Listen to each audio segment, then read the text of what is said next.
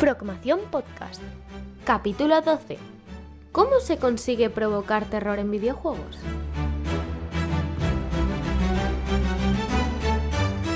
Muy buenas a todos y bienvenidos a un nuevo episodio de Frogmación Podcast.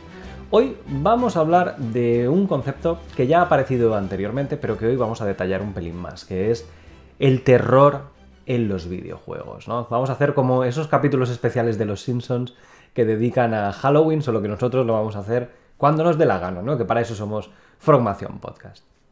¿Cómo conseguimos que un videojuego sea de terror y no un juego de acción, supervivencia y demás?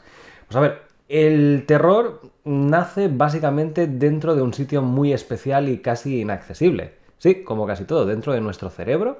Son una serie de enzimas que se van disparando, que van alertando nuestros sentidos cuando algo no va bien. Dejemos de lado por el mundo de los videojuegos y centrémonos en la vida real. ¿Cuándo es que una persona está aterrada, tiene miedo y demás? Cuando no sabe lo que encontrarse, no sabe lo que esperarse, o cuando oye algo pero no sabe muy bien qué es, o cuando ve algo que le asusta, que no cuadra con lo que tiene en el disco duro, con cosas que tenga de por mano. Eso mismo es lo que recogen los juegos al estilo Silent Hill, al estilo The Evil Within, al estilo Resident Evil, a la hora de crearnos ese terror dentro de nuestras cabezas. Fijaros que, por ejemplo, por tomar uno de ellos, Resident Evil triunfó con ese género que acuñó el propio Capcom, Survival Horror, el terror de supervivencia, como un juego donde tenía la particularidad que la cámara estaba fija. Con una cámara fija solventamos un problema técnico, que es el de tener que rendear todo el escenario. Se pueden dividir en pequeños fragmentos, en pequeñas imágenes, en lugar de tener que guardar en memoria todo el escenario, un problema técnico solucionado. Pero la consecuencia es que solo te dejan ver una porción muy concreta de donde te encuentras. Una habitación, un pasillo, un fragmento de bosque, un exterior. Al solo ver un fragmento, claro, yo puedo colocar los enemigos en las zonas que no se ven, pero que sí que hagan ruido porque están en la misma habitación en la que enfoca mi cámara. Esto provoca una dicotomía muy interesante, porque al final es lo mismo que os he contado antes. Asustamos al jugador porque escucha algo que no ve, no sabe de dónde le va a venir, no sabe incluso muchas veces lo que es. A veces será un enemigo, sí, un típico zombie arrastrándose por el suelo, con el típico cosas de este estilo. Pero a veces será simplemente una cortina moviéndose, será un palo golpeando cada 2x3 la pared por la acción del agua, puede ser el agua de un riachuelo. Ese efecto de tener que escuchar algo que no vemos, esa distopía, por así decir, entre lo que uno ve y lo que uno escucha, es precisamente una de las componentes claves que desató el género del survival horror allá por el año 1996. A partir de ahí, la frontera entre juegos de survival horror y juegos de acción se fue difuminando, sobre todo porque los juegos de terror eran un juego mucho más de nicho, de grupo más recogido y por tanto más difícil de tener éxito cuando lanzaban el juego a grandes masas, a grandes audiencias. Y es por eso que poco a poco nos vamos encontrando que esa cámara fija se vuelve una cámara móvil, también ayudada precisamente por el hecho de que la tecnología avanzó y nos encontrábamos con la posibilidad de rendear ya escenarios al completo, añadirles iluminación, texturas, por ejemplo, niebla, todos esos efectos adicionales del 3D. Pero para mí una de las componentes clave siempre fue la gestión del inventario. ¿Cómo podemos limitar ese inventario y que además del terror por lo que no vemos, lo que oímos y demás, se convierta en un género de supervivencia? Pues al final, o bien creamos un inventario finito, con 6 posiciones, con 8 posiciones, con 10 posiciones, y que una vez que se te llenan no cabe absolutamente nada más, por tanto, o debes usar los ítems de tu inventario, dejarlos en un baúl, en una recámara, tirarlos al suelo para luego venir a recogerlos, mecánicas típicas de este estilo de juegos, o bien simplemente que los ítems son menos abundantes de lo que hace falta en general para poderse pasar el juego. Por ejemplo, si durante todo el juego se pueden llegar a recoger 100 balas, pues que esas 100 balas no basten para matar a todos y cada uno de los enemigos, de modo que tú debas decidir estratégicamente a quién matas y a quién dejas vivo. Todas estas cosas son precisamente los que nacen para poder crear ese género de terror.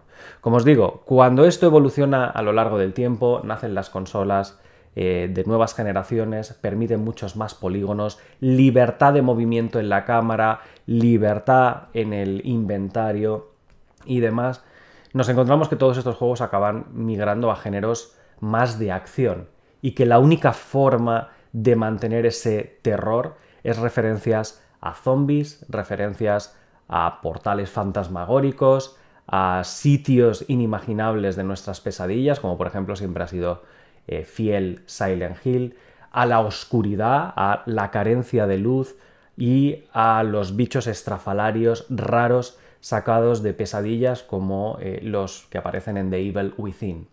Sí, la cantidad de balas es tan grande o las cinemáticas son tan dirigidas hacia la acción que muchas veces el toque de terror queda reducido a los bichos, que queda reducido a los enemigos, incluso a los escenarios, a las aldeas fantasmas, a los pueblos fantasmagóricos, a la niebla que rodea el escenario.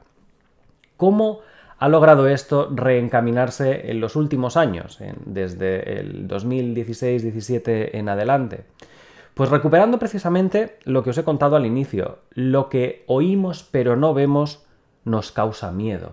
Claro, en un juego de acción donde me puedo mover rápidamente, apuntar y el exceso de balas, ese tipo de miedo desaparece y lo sustituimos por lo que hemos comentado antes. Pero cuando volvemos a los juegos en primera persona, con una cámara limitada simplemente a la visión periférica, a izquierdas y derechas, la cosa cambia bastante, porque fijaros que paso a tener pues a cerca de 200 grados detrás de mí aproximadamente, donde no soy capaz de ver absolutamente nada. Y ahora puedo jugar, como game designer, a colocar enemigos detrás del personaje o a esconder enemigos que se activan cuando yo paso por delante y que el escucharlos solo está disponible cuando yo paso por delante de ellos.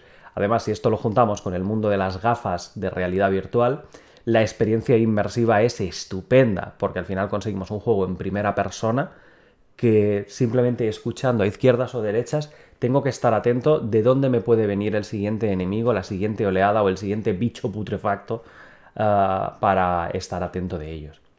Prueba de ello es que los Resident Evil últimos, el 7 y el 8, han sido éxitos de ventas precisamente por recuperar esa especie de tensión dramática del mundo de los survival horrors a través de los juegos en primera persona y que de hecho, si no los habéis jugado, yo recomiendo jugarlos y si es posible incluso con gafas de realidad virtual para una experiencia más inmersiva. Sobre todo el Resident Evil 7, para mí, jugarlo sin gafas o con gafas de realidad virtual marcó un antes y después en la forma de volver a entender los juegos de terror en el año 2020, 21, 22. ¿Qué nos depara el futuro? Pues ojalá que esas experiencias terroríficas a los que nos gustan los juegos de terror y pasar un mal rato vayan en esta línea de igual con gafas de realidad virtual para volver a recuperar esa estética.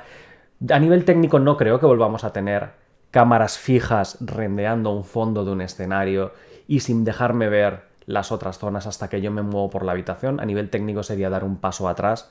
Pero oye, era una técnica que funcionó muy bien en los orígenes y que ojalá con las nuevas tecnologías se readapte, como hemos dicho, a través de la primera persona, a través del mundo de las gafas de realidad virtual, los efectos especiales y de postprocesado que vemos muchas veces en los videojuegos y volvamos a tener una experiencia terrorífica como las de antaño. Si te gusta Frogmación Podcast, síguenos en redes sociales, a través de Facebook, Twitter, Instagram o nuestro canal de YouTube. Y consulta todos nuestros cursos o suscríbete a nuestra newsletter en la web frogames.es.